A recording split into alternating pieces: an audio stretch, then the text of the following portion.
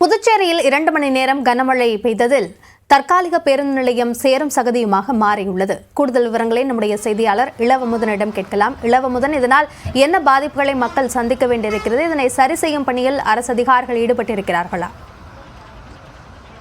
புதுச்சேரியில் நேற்று இரவு 2 மணி நேரம் கனமழை பெய்தது.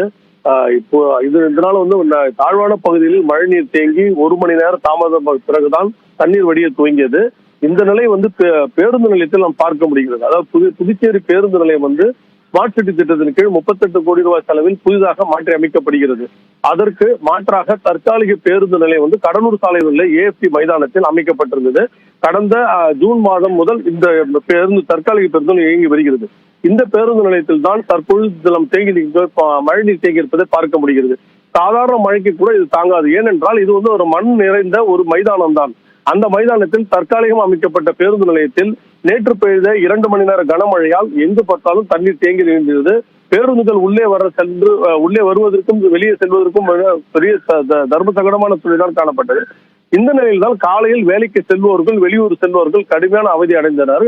இவர்கள் பேருந்து நிலையத்துக்கு உள்ளே நுழைய முடியாத நிலையில் தான் இருந்தது. ஏனென்றால் தண்ணீர் வடிந்தாலும் சேறு காணப்பட்டது.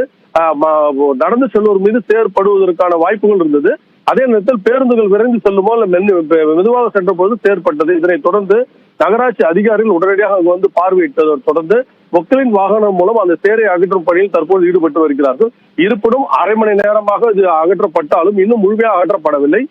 இந்த வெயில் தொடர்ந்துதான் இது காய்ந்த பிறகுதான் சூழ்நிலை சரியான நிலைக்கு மாறப்படும். இருப்பினும் மக்கள் அவதியான நிலையில் தான் இந்த பேருந்து நிலையத்தில் செல்ல வேண்டிய சூழ்நிலை ஏற்பட்டிருக்கிறது. பெரும் இன்னல்களுக்கு மத்தியில் பேருந்துகளில் பொதுமக்கள் ஏறக்கூடிய காட்சிகளை பார்க்க முடிகிறது. சார்ந்த கூடுதல் விவரங்களுக்கு நன்றி இளவமுதன்.